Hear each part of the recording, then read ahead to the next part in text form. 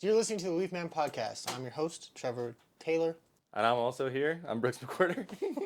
Or I can say I'm the co-host, either one. And also me, Brooks. Yeah, and me too. And you too, but also me. And you too, but also me. Reality of business. It's hard. IG is a highlight reel. That's what I have written down. IG is a highlight reel. Yeah. For businesses. I mean, pretty much for everyone. Let me clarify something too. Also to like listeners, viewers, whatever, dude. Like, there are a lot of podcasts that just wing it. We write down things that we want to talk about. I have them on a board written behind me, so if we ever get lost in conversation, like, we know where to go to redirect it. So you're just not listening to a bunch of ums and uhs and us thinking about what we want to do into the next conversation. Like, it's direct, I feel like. And we go on tangents, but, you know. Yeah, but we should. Yeah, we should. We don't want to feel like forced into those. Yeah, that's just like talking categories. Points. Yeah, like if we go off of it, then that's totally fine. But we just have them, so it's not. I feel like this is good information that I'm trying to give people to help. Yeah, you were saying like which one do you want to talk about first? Realities of business and Instagram being a highlight reel, dude. I hear this one a lot. I hear this one a lot. I don't know how you feel, but I feel like there's so many entrepreneurs on Instagram, dude, and social media, and I'm just trying to be as real with people as possible. Well, there's so many people that there are people that are Insta famous for being a parody of it. Yeah, yep. You know what I mean? Yeah, because there's 1,000 of them. Because there's 1,000 of them, and it's easily mimicked and made fun of. Easily mimicked, made fun of. And like, even my reels right now, like the stuff that I've been producing, I'm still new to it, and it feels very that way, which I'm trying to get away from. And that involves a lot of thought. Like, I don't know how to get away from that without, like, I'm trying to put out the information so people will listen in a new way, and I don't really know what that is yet, so I'm just kind of like putting stuff out. But the whole reason I brought it up is because, like, dude, people build whole businesses on being like coaches, and they've never done anything, never built anything, and they're like, oh yeah, I'll make you a millionaire this year, or I'll do this and that, dude. And I dislike it so much, because the reality is being an entrepreneur is freaking hard, dude. Building a business is freaking hard. Yeah. Like, we did it. We're paying our lowest paid employees right now the same that we were paid salary to build this. Right. And it's like, that was only like at the end. Yeah, and that was only at the end. Yeah. So it's like, I used to make $15 an hour when we started, when it was real hard. Yeah. I'm just so tired of this false narrative where people are like, oh yeah, you can build a business overnight and it will run forever and be a multi-million-dollar business and this, that, and the other. That's just not reality. Reality is you put a lot of hard work into something, and it takes a lot of time. And because of all that time and hard work and effort and love, the fruits of your labors will be big and substantial.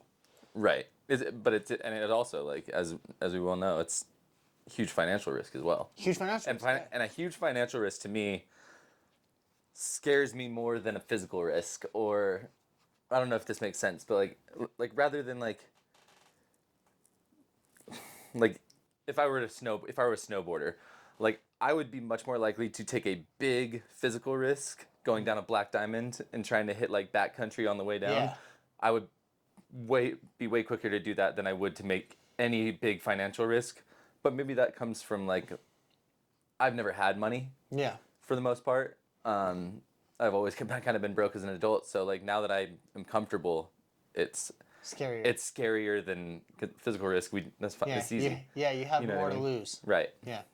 Yeah, and I get that. Yeah, I feel like that's an important thing for people to understand. There's also, like, this such a hyper fixation on being an entrepreneur, when honestly some of the best people I know are very good entrepreneurs, which means that, like, they're not the one that owns the business, but they are an integral part of the business, and it couldn't run without them. Like, there's nothing wrong with being that. I don't know why. So you and me with Spencer, is that what you're saying? Yeah, or you and Trico right now. Like, you're not technically an owner, but you have, like, I couldn't do this without you, and that's an entrepreneur. And so, right, like, that, got it. Yeah, so, like, there's entrepreneur, you're out there building, you're the owner, and I never heard that shit. Someone who's an entrepreneur that works in the business, right? And, like, there's nothing that's wrong with that. Like, do you think Disney could run without a CEO? No, and it's the biggest company in the world. So, like, why do you think that it's bad to be? Why is there such a hyper focus on, like, be an entrepreneur? Like, how good is your life? I know you're personally happier than a lot of other people who are trying to be entrepreneurs. Oh, for sure. Yeah. Entrepreneurs have to work way harder than I do. Yeah. I, Yeah. I work my ass off for for the company and stuff, and came up with like marketing ideas and came up with the idea for the charity, the 1% of top Yeah. line revenue, all that stuff like that. Like, but that's because I literally, but that's because at the very beginning of this company, you know, you told me like eventually when you owned it and stuff like that, I would be exactly where I wanted to be, and I figured out where that was with the charity and stuff like that, and mainly focusing on that. And I knew that if I worked my ass off and did every stupid thing that Spencer wanted us to do or whatever, stuff like that, um, I did it because I knew one day I was gonna have this job. Like it would take a miracle for me to leave this job. Yeah. I love it, and Yeah. it's also like it can be extremely cush. Yeah. It can be extremely stressful. Yeah, but that's an entrepreneur. Like you're just as happy because you built a position within the company that didn't exist. So like Right. that what why do people think that that is less than being the owner or this, that, and the other? Like sometimes that's more than because your time is freed up to spend with your family. Like you're doing the cooking thing, you're doing the Right. charity. You're able to do what you want within an organization that is also looking out for you. As long as things are getting done, and I continue to entrepreneur. Entrepreneur. Something, you know what I mean. And as long as I continue to like seek growth and look for those new opportunities and seize new leads and different ways of doing things, you know, I feel like it's okay to take my time in the middle of the day, like at 1 o'clock, 12 o'clock when the light is best. I do one of my cooking videos in my once a week. I do one of my cooking videos in my Yeah. kitchen. I have the time to do that Yeah. because everything else is taken care of, Yep. and that's what matters. But yeah, anyways, like I say, I like this job. It's fun. It's good, man. Yeah, and I think also people get lost on like the entrepreneurial side and the entrepreneurial side and Instagram and like all these false narratives out there, man. People get so lost on like thinking that it's easy or that it can be done overnight. I mean, we've been going at this for 4 years now, like Trico for 4 years, and it took a lot of work, and we're still not even close to where we need to be or want to be. Right. But I mean, and when I tell people that it takes a lot of work, that's 4 years of consistency. Like there was no very rarely you and I not going at it hard every single day. Right, and the pay wasn't exactly where it was supposed to be either. Not even close. Yeah, Well, and so when people think they're going to start some business, and you might start a business that pays you a lot of money overnight. Like I know tree Right. guys that make $100,000 a year, and they're like, "Oh, I make $100,000 a year." And it's like, yeah, that's cool, but also to go past that $100,000, you have to take on so much more as an actual business owner. You're not like you're a business owner, but like you're a one-man business owner, and that's Right. fine. But if you want to be a business owner that has like lots of employees that get paid really well, it is a butt ton of time. yeah, and financial support and Financial support, education, dude, all of these things, like, because you have to learn how to do those things, and you can't just take off work to go learn how to be a better entrepreneur or a better Right. business owner. You have to do that on top of your regular job. yeah, exactly. Like if I were to be like, I just said like and right in a row. But if I were to even think maybe I should go to the local community college and take a course on, some business stuff so I can know like it's all kind of new to me. Yeah. And I'm getting there, and I just fake it till I make it for the most part. Yeah. But it works out. Yeah. But if I wanted to go to a community college and learn a class like that, I would immediately be like, when? When? Yeah. And that's what people when don't would I do understand. that? It's not like you just got good at it overnight. You have to learn and teach yourself along the way, and you're still doing all of your regular duties. And Right. that's the part that drives me nuts about Instagram that people don't understand. Even now, like if I'm honest with our listeners, our viewers, it's not easy. We're doing this and it looks like great on the outside, and everyone's like, "Oh, congratulations, you're doing so great." We are doing great, but there's also nights that I literally go with like anxiety-filled sleep all night because I have things the next day that are like stressing me out. Like we have payroll and no money to pay. Yeah, how often do you dream about payroll? Dude, all the A lot? time, bro. All the time, dude. Especially in winter, because it's, yes, things are going great. All everyone sees on Instagram is this stuff. You and me talking, like, oh, those guys have time to do a podcast. They have time to make these tree videos. That's great.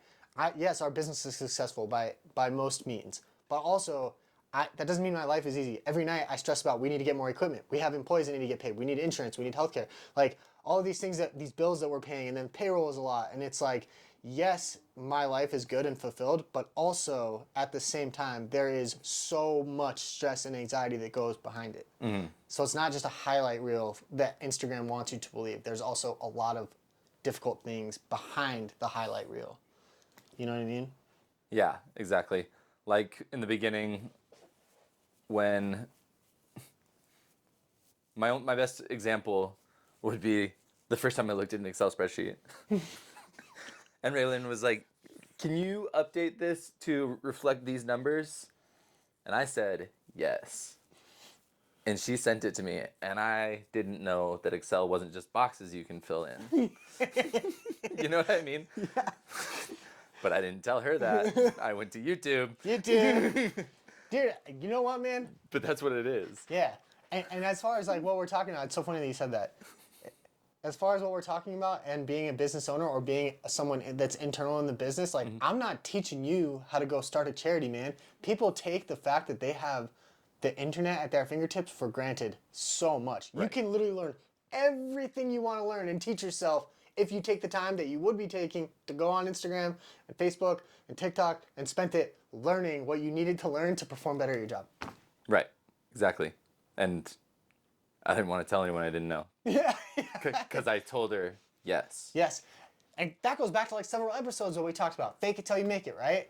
I'm telling you yes because I know I'm not faking anything. I'm not like pretending to be someone I'm not. I'll go learn it. I promise. So I'm telling you yes because I'll get it to you. You know what I mean? Yeah, exactly. Like when you told that one client that you knew how to build a staircase. Yeah. Or move a staircase. moved a From one, staircase. yeah, we moved a staircase. It's almost you were just yeah, absolutely I can do that. I just have to go to the bathroom for like 20 minutes. You know what I mean? I'll be right back. I gotta go in there for like I'm sick. I got a 20-minute call to make. Yeah. Outside. Don't come out. But hey, man, we did that staircase, and the first time I did it and jumped on it, it fell. That was the first day I was here too, because Yeah. you were so proud of it. You were like, check out this freaking staircase, man. And you jumped one time and fell through it. And I Fell was through like, it. Yeah. But you know This what? is By the amazing. but that time that job was done, was that staircase complete and looked good? Absolutely. yeah. It did. It did. Yep, 100%. I framed my first wall in that house. You did. I remember that. Yeah. We've done a lot of different stuff, man. So Did much. residential remodels, hair school. Metal. I hung gutters. We worked at the metal shop. We were in the army. We've done a lot of stuff. Jack of all trades, masters of nothing. Masters of nothing. Did you know there's more to that quote? I think we talked about it. Yeah, we talked about it. I think we talked about it in like episode What 2. was that? Yeah. Jack of all trades, master of none. I don't remember the rest. I don't either. Yeah, whatever. Why'd you bring it up then? Master of none. Something, something, something, some. Cool. That's a good one, dude. Perfect. Sounds good. Yeah. What else we got today? Putting someone down versus helping. I think that there's like, I think that people get lost in, people hide behind the guise of being a butthole or a jerk and being demeaning, and they're like, oh, I'm just trying to educate you and help you out. But you're not. You're just like telling me useless garbage information to try and negate the person. They do it to people who are out there trying to make something of themselves and do work. Right. You know?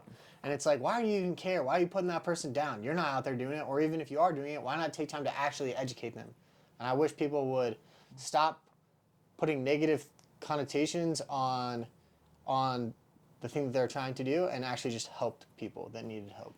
Yeah, I don't know. It was just like a random thought that I had. I agree. You know who I'd say embodies that more than anyone? Huh. Matt Burbank. Yeah. Because when we started the company, we had no idea what we were doing. And I called Speeds, the power equipment place Yeah. where we were getting chainsaws.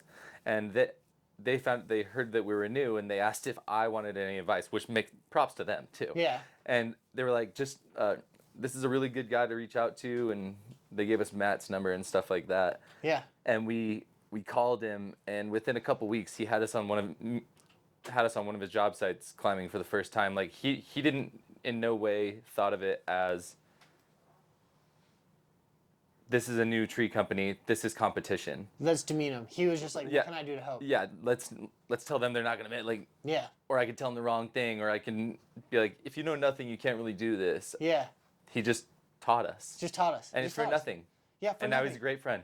And that's what you're supposed to do, and that's putting someone down versus picking them up, right? So instead of there's two ways someone can come to you for help, and you could either put them down and be like, oh yeah, this is like not going to work out for you, or this is not possible, or you don't have the skill, or you can be like, let me help you, let me teach you, let me show you these things. I can't spend all of my time doing this, but a couple of minutes here and there, a couple hours, what does it cost really? Right. You Exactly. know, and then that in turn builds a community around you of people that just want to help you because you help them.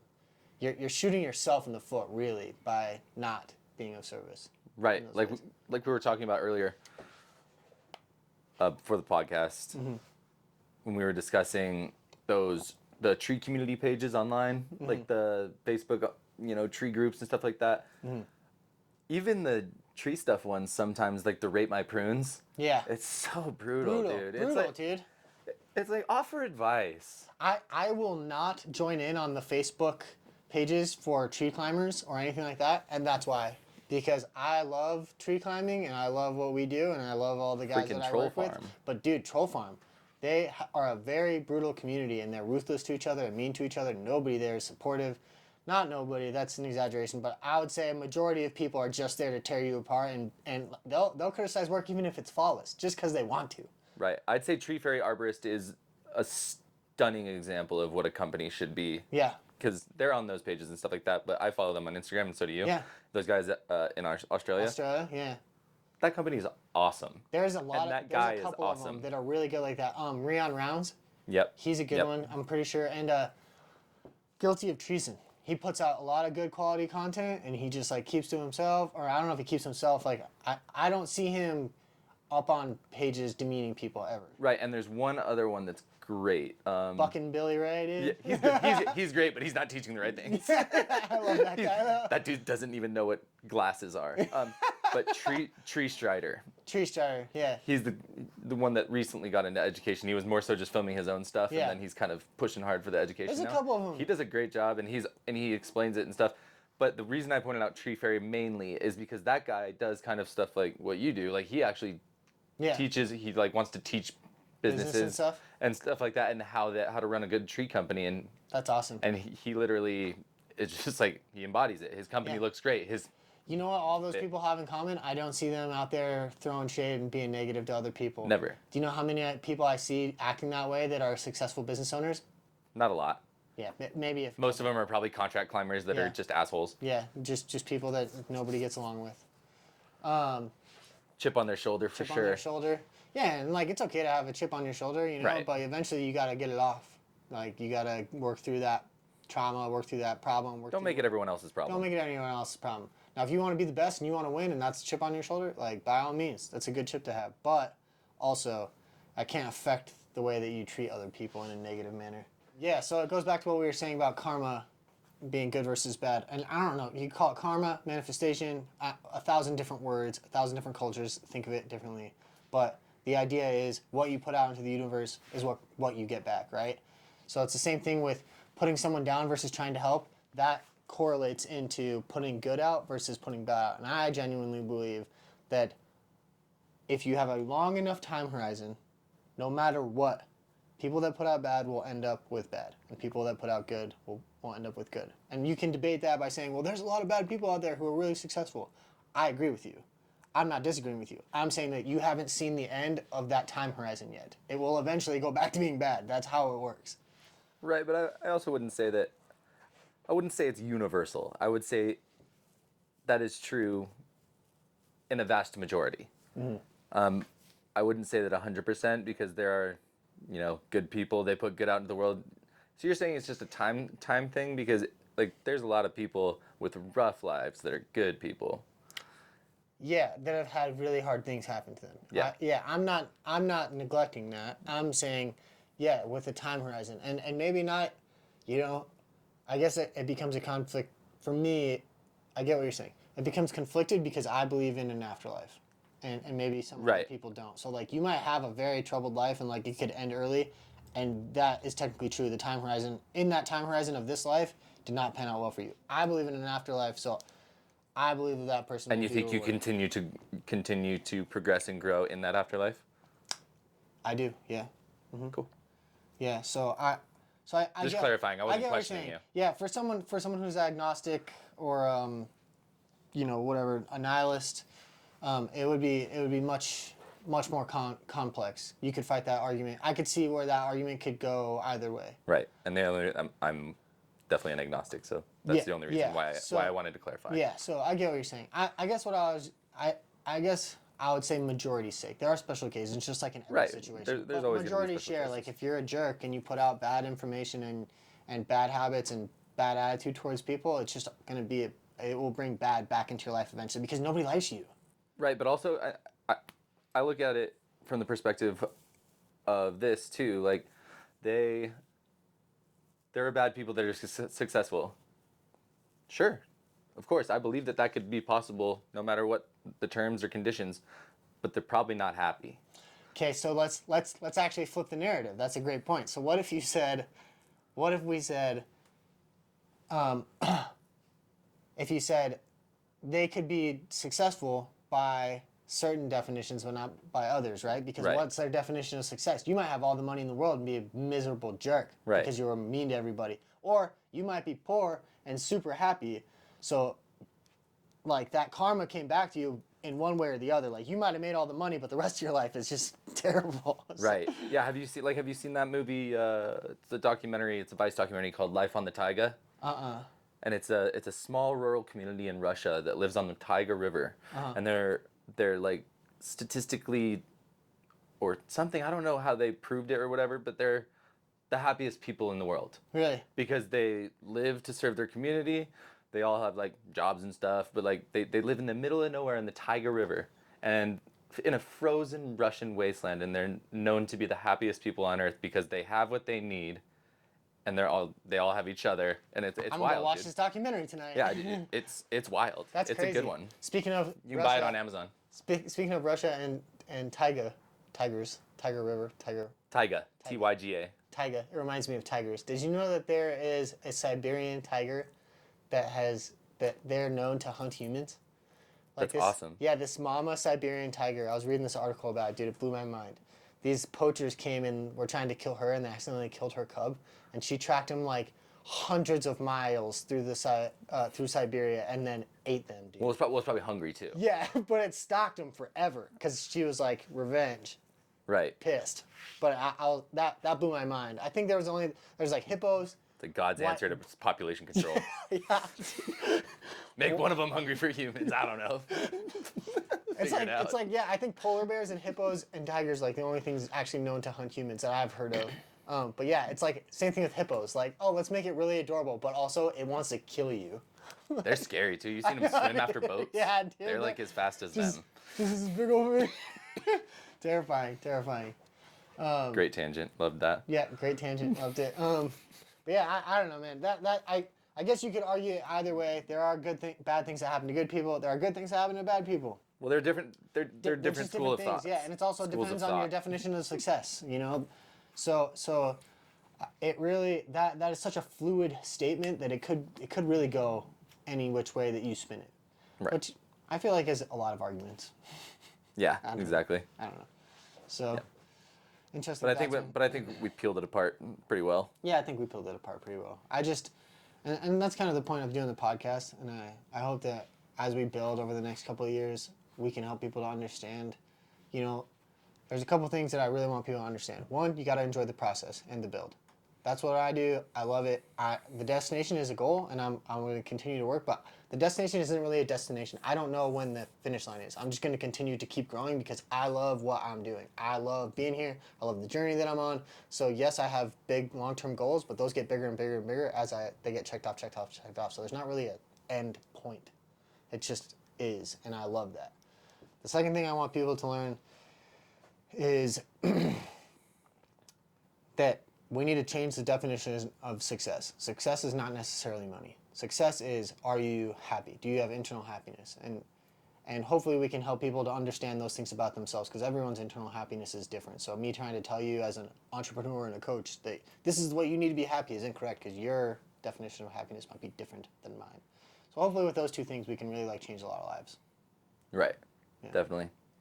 I definitely want to communicate that stuff as well as an intrapreneur.